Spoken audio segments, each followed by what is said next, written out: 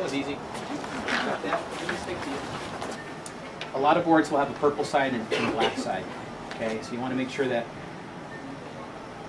I would just say whatever you do, mount consistently. If you have a series of boards, make sure you're using the same board so you don't have one that's black, one that's purple. I mean, ideally you should be going with the black side of the board.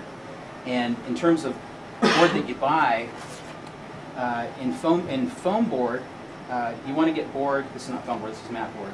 But in foam board, you're going to want to get board that has the same color core as the exterior. You guys have all gone to Long's Drug and perhaps picked up a foam board that's black and it's got a white core. That's really cheeseball. You don't want to do that. Okay, you want it to be black on black or white on white for anything that you do with mounting. So, and it's usually a little bit more expensive, but it's worth it. Okay, I'm going to come to cutting this in a second. But when you're putting down something with spray mount, let's say that this were critical, that these edges needed to be kept. I'm going to be cropping this thing, so it's not going to matter so much. But when you put something down, you're going to lay down tick marks, and I usually do it with a light pencil, or I'll use Post-it notes, because that's really clean. I can take those off.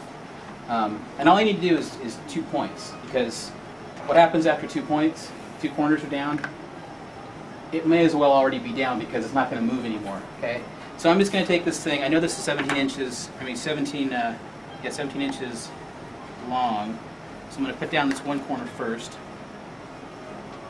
right on the edge, and right now everything's still in play, and if I do it on the corner I can kind of toggle back and forth, but once it goes down here, those 2 edges, and I usually do the center first because then I can kind of burnish out, and what I like to do, because I never can keep a brayer, I seem to keep a brayer in my drawer, is I will simply take a piece of paper, lay it over the top of it, and then brayer it down with my hand. And just make sure that the paper's clean too, so you don't get a transfer of something you didn't want. Okay, so one of the things I see in portfolio a lot is people will cut out stuff and you know that they haven't used crop marks. They've outlined the whole thing. And the reason why we know that is because we can see edges of line coming in here and there on the cut. So you don't want to do that. You want to use trim marks, use crop marks, so that the nice thing about it is that you know exactly where to make the cuts. You don't have to put down any pencil or anything like that. So I've already changed out the blade recently. Make sure. I now have one better blade than this. Ah, this will work. This thing's so good. I once was cutting weeds out in my front yard with it. Okay. You can use any size thing you want. I'm going to use Excalibur. I call this Excalibur. This is my T-square. Okay? Because I know it's not going to go anywhere. And when you cut things, you want to be sure that you line up to your crop marks the same each time. And something that we don't typically think of that I like to do when I'm cutting stuff out is I like to not cut the whole thing out. Give your blade a little bit of lead time so that you know you're straight. And the thing about a blade, when you put a blade down, it's going to cut right where it is. It's not like a pencil where there's a slight offset. Okay, so where I lay this thing down, that's exactly where it's going to cut. So my crops are right here. I'm going to start up here, okay? And I want to make sure I have my hand right over the middle part without my finger out over here, okay? I want to make sure I'm not standing back like this or too far forward, right over it. And if you want, take a couple practices. I usually take a couple practices too. And straight up and down, not beveled this way or that way. It's just straight up and down, and I just move my finger. And if I start a little bit ahead, it allows my blade to straighten out before it gets to the piece. Okay? Notice I didn't cut the whole thing out. And I'll explain why in just a second. And you'll also notice that I'm doing 2 sides, 2 corresponding sides before I get to the opposite sides. Okay? I say in the handout not to stop in the middle of the cut, because what's going to happen if you stop? You'll get like a misregistration in that edge, yeah, and you won't be able to match up most of the time. Okay? Also, you want to make sure you're not cutting into your piece. Not that it's at the end of the world if you do, and what I mean by that is I don't want to cut like this. Because if the blade's going to deviate, it's going to deviate into the piece, and I don't want that. And I can always recut something where it's deviated to the outside. Now the reason why I don't cut out the full thing is that some of you may have experienced corners blowing out when you're cutting stuff. And so I notice, particularly in mat board, if you keep the edges, then it seems to kind of protect the corner a little bit better so you don't get that tear out. I'll usually hold it down over here once I pass, just to make sure it doesn't flip out.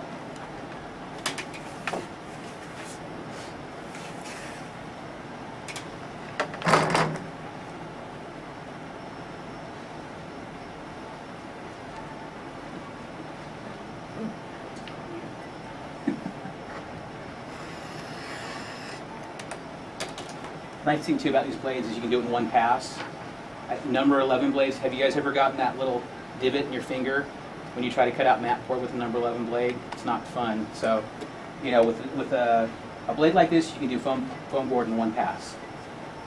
Okay, mat board, yeah, you got to do a couple passes. So the first pass is the most important. But for this, okay, you got to cut out. You got nice clean corners that aren't bent out. Okay. Now, the other thing I want to do is cut out a piece of board that's approximately 8 by 15, I'm pretty sure. By the way, you want to be sure on your on your dimensions before you cut things. So this piece, I'm not going to cut out using that frame technique.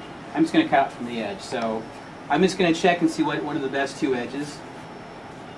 Because usually from Utrecht you got one that's like, you know, bent like that, and it's funny because when you go through the check stand, I know how you guys are when you're pulling this stuff out. You're like, you know, examining it like it's some rare artifact, and then when you get to the cash register, especially at Michael's or something, you're just like, oh yeah, you want this in the bag, and they're not. You're just like freaking out that they're going to bend the edges or ding them. And I do say in the little write-up there that. The corners of foam board and mat board do have a gravitational pull towards door stops and furniture, so you want to watch out because it does happen. Okay, so I'm going to say, I like this corner probably the best. Okay. All right. Now, if you have a T-square, and a lot of people don't like T-squares because they think they're dated and everything, but you can always square up a board with a T-square. Even if you have a misshapen board, as soon as you can make one clean edge, you can square up a board on a T-square. So I'm going to take my T-square and use the edge of the table here. Deviations are. Same thing with your mat board. I think you have to kind of know where they are. So if I flush this up, okay, and put this right up against this, then, and everything's flush, everything's straight, then I should be getting a true reading right over here, okay? And I think this was the good corner, right? And sometimes I'll use a pencil. Sometimes I just use this for my tick marks, okay?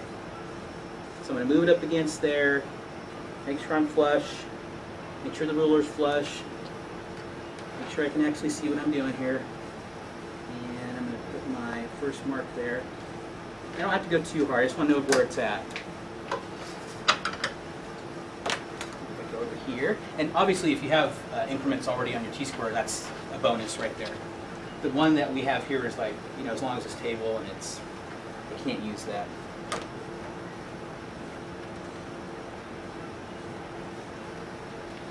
can barely see this. Glare is just perfect. Okay. So now I'll come back here. My piece is here. I want to cut up the outside of that. At this point, it doesn't matter if I'm flush because I'm just going by tick marks. See those right there? Line it up.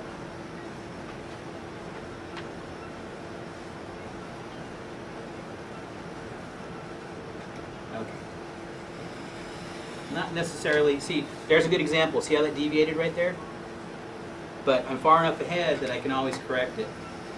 I did that on purpose, right? This sort of establishes my channel. Not to say that you want to get rid of keeping your straight edge there. I'm starting to give away here, and I can feel the board underneath me now. Okay. So that should be about 8 inches. Should be exactly 8 inches. And then also I need to do